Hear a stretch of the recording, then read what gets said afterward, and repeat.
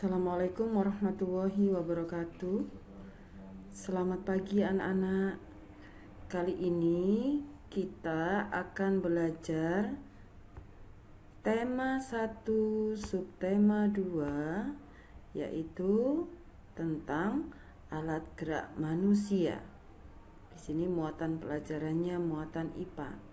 Tujuan dari pembelajaran kali ini, yang pertama, siswa diharapkan dapat menuliskan aktivitas-aktivitas untuk menjaga kesehatan alat gerak manusia. Yang kedua, siswa dapat menjelaskan model alat gerak manusia. Yang ketiga, siswa dapat menjelaskan jenis otot manusia dan fungsinya. Nah, aktivitas-aktivitas apa sajakah yang bisa menjaga kesehatan alat gerak manusia? Kita perhatikan gambar berikut. Nah, di sini adalah aktivitas yang bisa menjaga kesehatan alat gerak. Kira-kira gambar apa ini? Ini merupakan gambar orang yang sedang berolahraga. Jadi aktivitas-aktivitas yang dapat digunakan untuk menjaga kesehatan alat gerak diantaranya adalah olahraga teratur. Yang kedua, nah ini gambar anak yang sedang makan atau mengolah makanan, yang sedang mau masak ini. Ini adalah makan makanan yang sehat dan bergizi. Berikutnya, minum susu. Nah, minum susu ini untuk menjaga kesehatan tulang. Susu yang diminum harus banyak mengandung kalsium dan fosfor biar tulangnya tidak cepat rapuh. Berikutnya, makan telur. Nah, karena telur banyak mengandung protein sehingga bisa menyehatkan alat gerak manusia. Yang terakhir di sini gambar orang yang sedang tidur. Bukan berarti kegiatan kita harus tidur terus, tapi kita harus istirahat yang cukup.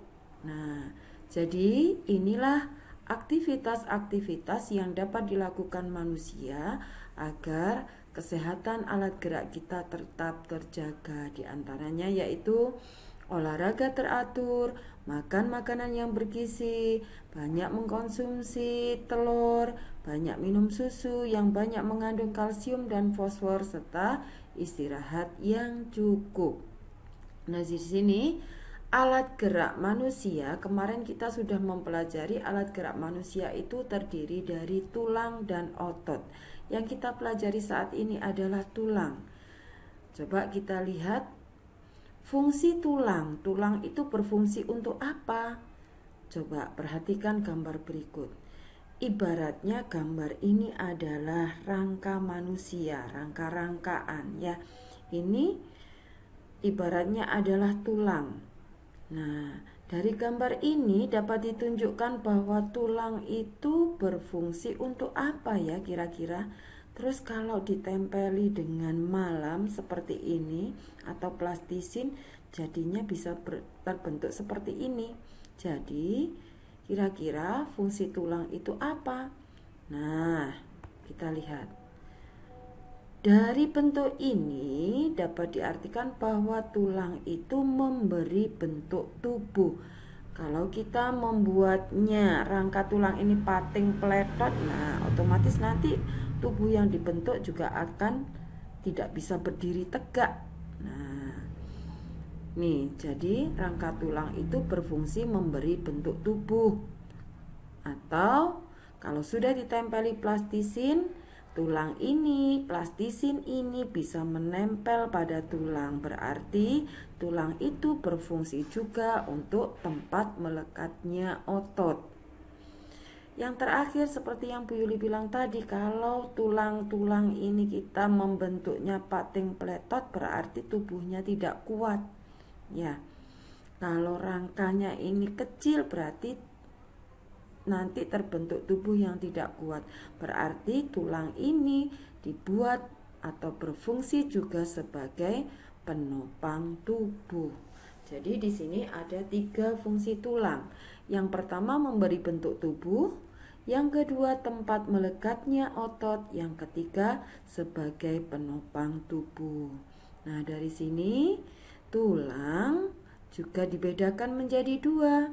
Ada tulang pipih dan ada tulang pipa. Coba, tulang pipih itu yang bentuknya ceper.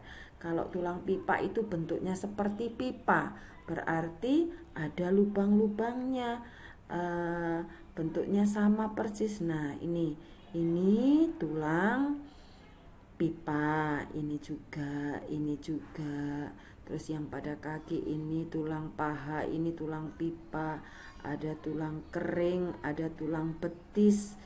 Ya, ini bentuknya tulang pipa. Yang pipih, yang ceper-ceper ini tulang lengan, apa ini namanya? Selangkah. Ya, kalau yang bawah ini yang bentuknya pipi itu tulang telapak tangan atau tulang panggul ini. Nah, jadi berdasarkan bentuknya tulang itu ada dua, yaitu tulang pipih dan tulang pipa. Contoh tulang pipi yang tadi bentuknya ceper, yaitu tulang rusuk juga sama tulang panggul dan juga tulang pergelangan tangan. Mohon maaf agak belepotan.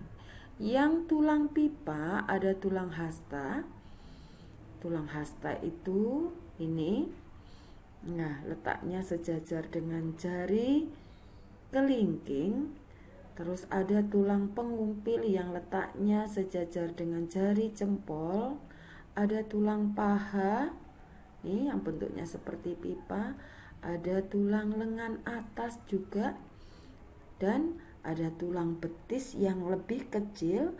Dan ada tulang kering yang bentuknya sama pipa, tapi kalau dilihat dari ukurannya, tulang betis dengan tulang kering lebih besar daripada tulang betis.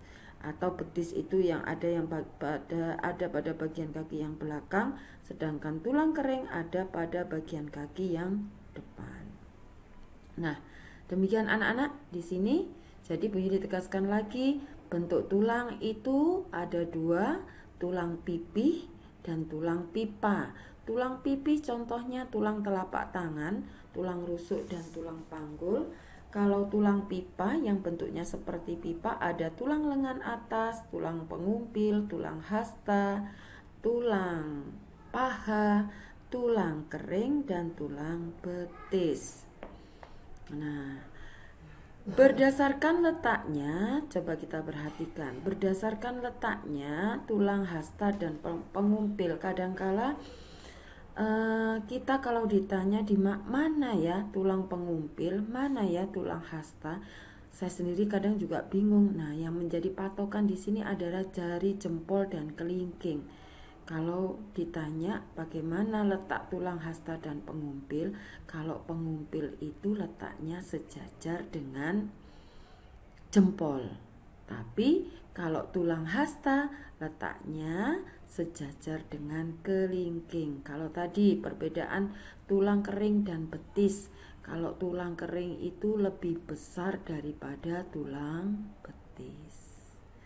Nah, anak-anak, demikian apa yang dapat Bu Yuli sampaikan. Semoga bermanfaat dan membawa kemudahan bagi kalian dalam menerima ilmu. Terima kasih. Assalamualaikum warahmatullahi wabarakatuh.